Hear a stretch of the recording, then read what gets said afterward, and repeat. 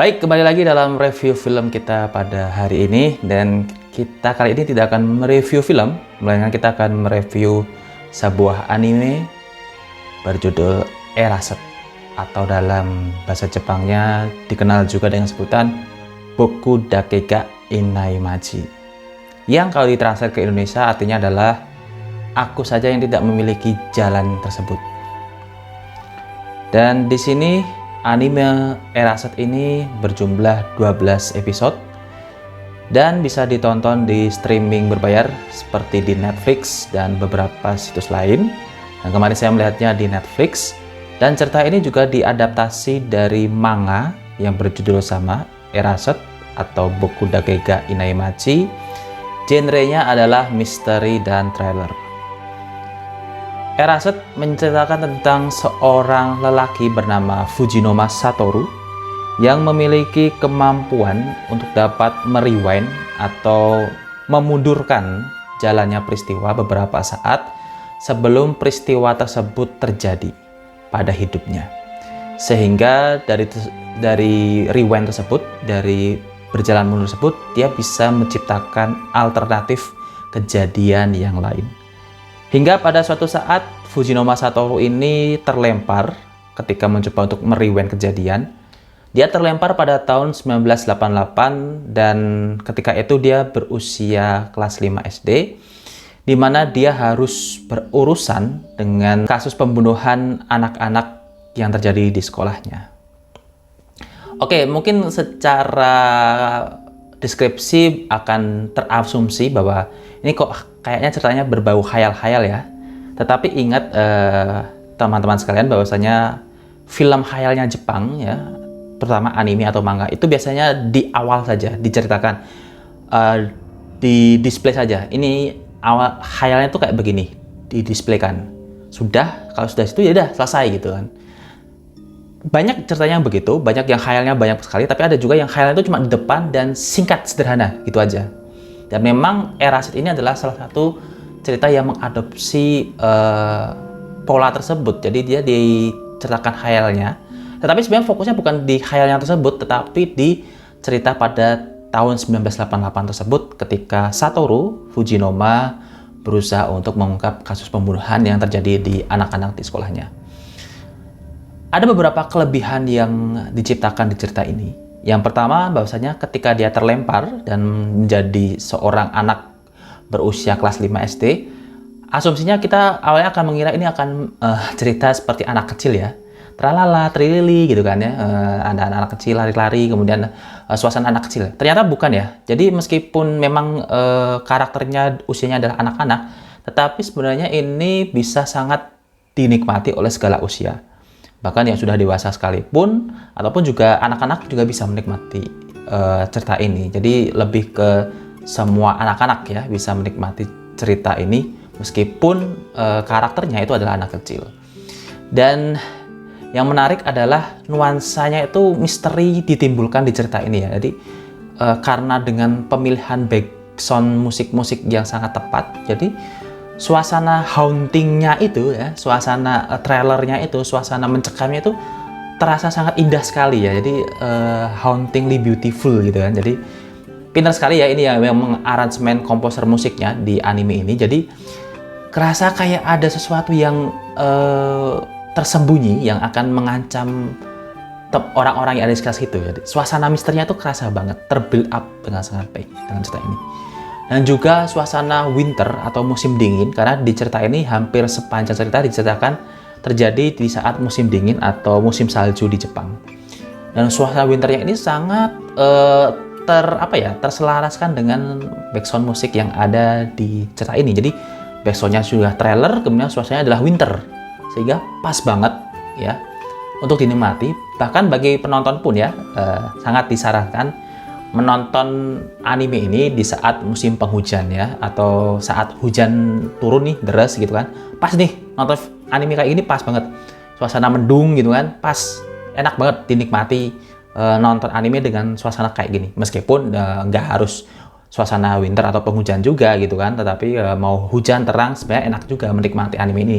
Tapi lebih deep lagi kalau kita itu nontonnya pas suasana mau hujan atau suasana setelah hujan ya, atau suasana musim penghujan lah, mendung-mendung begitu, itu pas banget nonton film ini.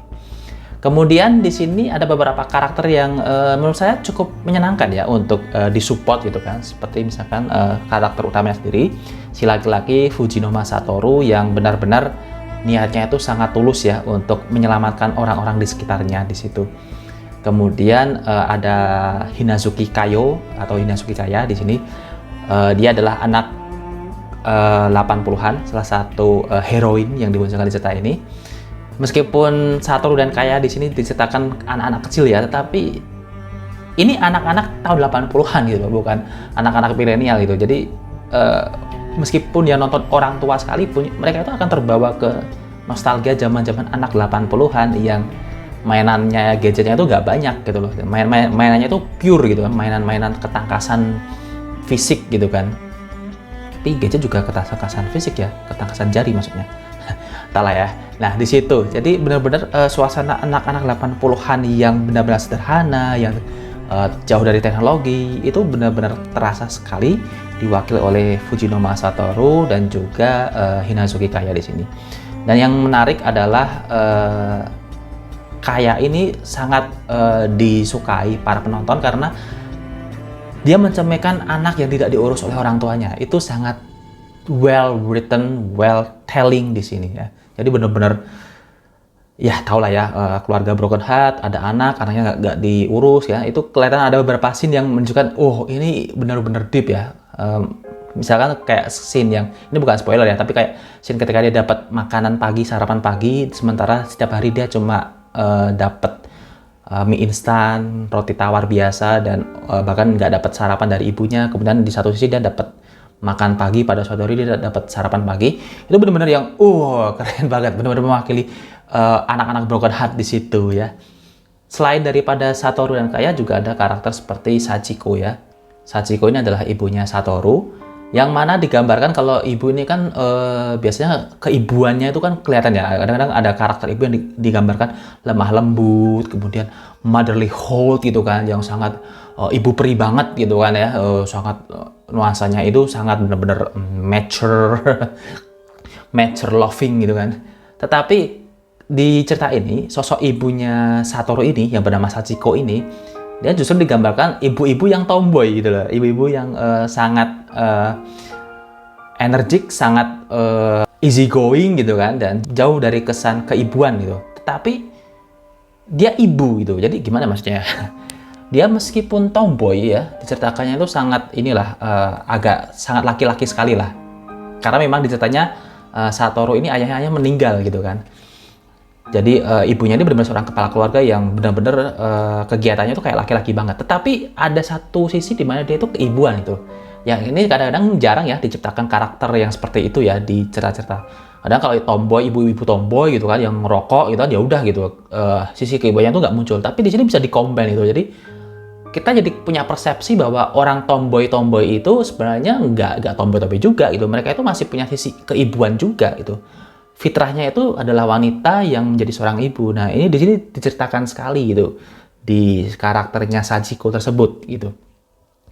Dan juga ada karakter Yashiro Sensei, ya guru wali kelasnya Satoru, yang benar-benar kelihatan banget dia seperti seorang ayah gitu kan. Ketika Satoru nggak punya ayah, maka dia akan look up ke gurunya yang mana laki-laki, dan dia melihatnya sebagai seorang ayah, dan memang ditampilkan si Yashiro ini benar-benar seperti seorang ayah bagi Satoru. Jadi ada beberapa karakter-karakter yang menarik di cerita ini. Dan juga adalah cerita pertemanannya yang sangat bagus sekali, karena meskipun bumbu-bumbunya adalah si Satoru ini menyukai Kaya juga ada hati dengan Satoru, tetapi ya itu cuma bumbu dari beberapa bumbu yang lain gitu loh. Nggak terlalu didalamkan sehingga menjadi boring kan. Biasanya gitu kan kalau udah tentang wanita, laki-laki wanita terus didipkan malah jadi kayak apa sih ini ceritanya, malah jadi cita-citaan, tetapi enggak gitu. Karena ini juga anak-anak SD gitu kan, jadi cintanya cita-cita monyet gitu kan. Maka nggak terlalu ditampilkan secara dalam, ya udah cinta-cinta monyet biasa gitu aja. Tapi justru yang lebih bagus adalah pertemanannya dengan beberapa temannya yang lain seperti Hiromi, Kenya di cerita-cerita ini yang bagus karena yaitu anak-anak 80 ya anak-anak zaman dulu kemudian berteman gitu kan, menjadi membuat suatu pertemanan itu yang bagi penonton tua-tua seperti saya, wah jadi kelihatan umurnya nih. Itu kerasa nostalgic banget ya. Menonton scene ini kayak kembali lagi ke zaman saya masih kecil gitu bertemannya gitu kan. Dan cerita pertemanannya lebih kuat gitu daripada cerita percintaannya ini ya. Bahkan nggak kerasa cinta-cintanya gitu loh, kayak ya udah biasa aja, ini sebenarnya ya karena pertemanan saja gitu kan. Tapi meskipun demikian banyak beberapa kekurangan dalam cerita ini. Yang pertama adalah pembunuhnya ya, atau pelaku utamanya, main antagonisnya itu yang gampang ditebak di cerita ini. Jadi bagi teman-teman yang sudah maniak film misteri atau thriller, itu pastilah gampang banget menebak siapa pelakunya gitu ketika udah berjalan beberapa episode di cerita ini. BTW episodenya cuma 1-12 ya, jadinya lebih sedikit ya, nontonnya juga lebih enak. Anime 12 episode itu lebih apa ya, lebih light lah, lebih gampang untuk dikonsumsi, nggak banyak beban, dan beberapa episode mungkin sudah ketahuan siapa pembunuhnya di sini ya. Dan mungkin salah satu kesalahan dari pengarangnya, atau mungkin nggak tahu juga ya kesalahan atau enggak ya, siapalah saya gitu kan, dia terlalu memunculkan satu scene di mana itu langsung kelihatan, oh ini pembunuhnya pasti. Nah scene-nya itu terlihat jelas gitu loh, ditampilkan di sini. Seharusnya scene ini ditampilkan di awal banget gitu kan, di awal banget, kemudian biarkan setelah dimunculkan di awal banget, ditambah beberapa plot-plot cerita sehingga terkaburkan scene clue ini gitu. Atau di akhir banget ketika udah mepet-mepet banget mendekati terungkap baru ditampilkan gitu. Tetapi di cerita ini ditampilkan di tengah-tengah gitu, ketika orang sudah mulai mengeliminir kemungkinan bukan ini pelakunya, kemudian scene ini muncul, jadi langsung oh iya ternyata pelaku ini. Nah ini yang mungkin dalam struktur cerita ini perlu diperhatikan juga ya, karena biasanya clue itu di depan banget sekalian gitu kan, kemudian diblurkan oleh beberapa plot cerita sehingga terkaburkan clue dari awal ini, atau diakhirkan aja sekalian gitu, ketika udah mau mendekati banget ditampilkan langsung ini dia pelakunya gitu. Tapi di cerita Eraser ini terlalu di tengah-tengah gitu, agak ke tengah, bukan terlalu di tengah, agak ke tengah, dan gampang ditebak, terutama bagi orang-orang teman-teman yang di sini menyukai film-film ini ya, film-film thriller misteri ya. Yang kedua adalah tidak diceritakan reason kenapa pelakunya melakukan itu. Itu sebenarnya sangat penting sih dalam suatu cerita thriller atau misteri ya. Motif pelakunya kenapa melakukan itu harus sedetail mungkin gitu. Sehingga villain itu harus, kalau zaman sekarang ya, villain atau antagonis itu jangan terlihat jahat banget gitu. Justru semakin dia jahatnya sedikit, semakin itu bagus sebenarnya gitu loh. Ketika dia melakukan itu ada sisi lain yang menegasikan sifat villainnya, itu justru bagus di situ. Nah di sini, di cerita ini memang diceritakan, tetapi tidak utuh, tidak seutuh di manganya. Alasan kenapa pelakunya melakukan itu. Nah makanya saya menyarankan ya teman-teman ya, ini saran aja, bisa diikuti atau tidak. Jadi waktu kemarin saya nonton, setelah saya finish, saya kemudian nyari informasi, apa sih alasannya si pembunuhnya ini melakukan hal tersebut. Nah ternyata itu ada di manganya ya, di chapter 32 yang berjudul Spider Thread. Itu ada satu chapter di manganya yang benar-benar dijelaskan, ini kenapa dia melakukan hal tersebut, dijelaskan detail. Dan itu cukup kita buat, oh ternyata kayak gini ya. Nah itu kemarin saya membacanya setelah menyelesaikan animenya, baru baca manganya. Nah dari apa yang saya lakukan sebelumnya tersebut, saya menyarankan nih teman-teman nonton dulu episode 1-10 ya, 1-10 ditonton. Kalau udah, break dulu, 11-12 yang ditonton dulu, teman-teman langsung nyari di internet ya, manga chapter 32 yang berjudul Spider Thread ya, jaring laba-laba. Nah baca aja manga chapter 32, satu chapter itu aja, nggak usah banyak-banyak, satu chapter 32 Spider Thread ya, dibaca.